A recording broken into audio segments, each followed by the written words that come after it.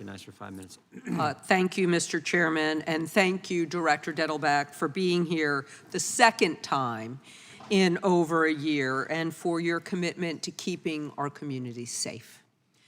As requested by the Department of Justice, the ATF recently reported that over a 5-year period from 2017 to 2021, 68,000 illegally trafficked firearms were distributed across the United States by unlicensed dealers.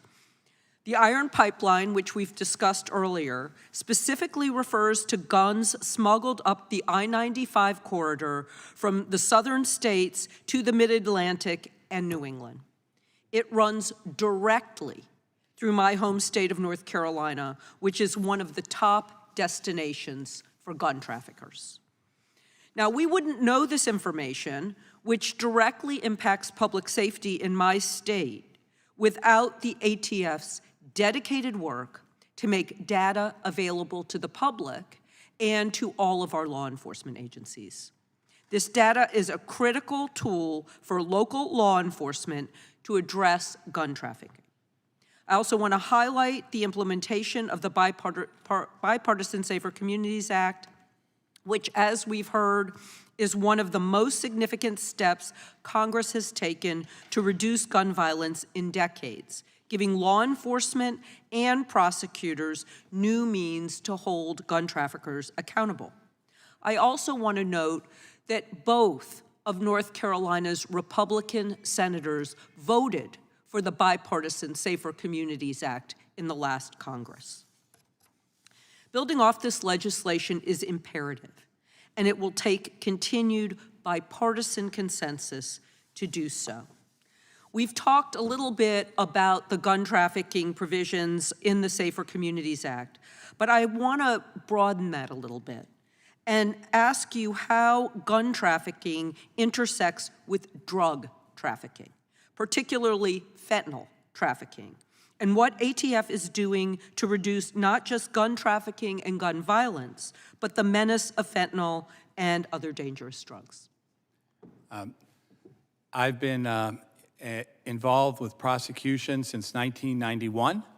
And one thing that has stayed the same, and unfortunately I'm sure will stay the same, is that guns and drugs, illicit guns and drugs go together.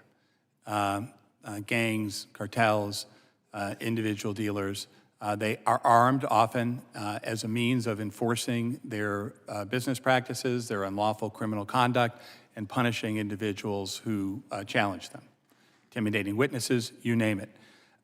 So these things go together. With respect to fentanyl, that is also, it was true with crack, it's true with powder cocaine, true with heroin, it's true with opioids, it's true with fentanyl.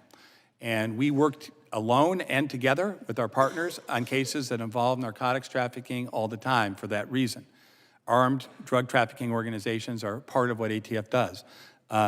Just earlier this month, ATF made a case that resulted in members of the Sinaloa cartel going to jail for literally decades, I think one for life. We are routinely seeing fentanyl dealers and organizations that are armed to the teeth and that are threatening people's lives. And so do you believe that the more we support efforts to stop gun trafficking, that will also help in our efforts to stop drug trafficking? I know it. I'm going to ask you a fun question since I know it's been kind of a rough day. If it was Christmas and you could be fully funded in the ways that you've requested, what would be your top 3 priorities and how would that make our communities safer? Since it's Christmas, can I get an extra 1 or 2? Absolutely. So you have 36 seconds. We're the violent crime agency, so I think what I would start with is we know a strategy that's working. The crime gun intelligence strategy, working with state and local law enforcement, is working. We have to scale it, right? So we have 60 crime gun intelligence centers or so. We put out, I think, an extra 10 in the last year. I would put out crime gun intelligence centers. I would try to stand them up in numerous other places. Second would be to support them, we need better intel. Crime gun intelligence is driven by a couple things. The National Integrated Ballistic Information Network, or NIBIN, and crime gun tracing. I would continue and ramp up our campaign to get sheriffs, to get chiefs, to get law enforcement officers all around the country to fully participate in the NIBIN and tracing free tools that we provide them. And I think, gosh, it's so hard. On the third, I would say, I think, I would double and triple down on our RICO Vicar gang strategy. It's a very effective legal tool that puts into effect the crime gun intelligence.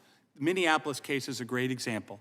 So they have 15, 20 shootings all around town. They look totally unconnected. Through the crime gun intelligence tools we provide, we're able to connect them together and show that it's the Highs, that's the name of the gang, one group that's responsible for all of this. And so then we put together a RICO case, which has extra teeth, in order to make sure we're taking down the whole organization. So I think that would be my third. Thank you for your service, and I yield back. I think it's interesting that the director didn't mention body cameras, even though he told us that they weren't wearing those because of budget cuts, but that didn't make his Christmas list. The time is now the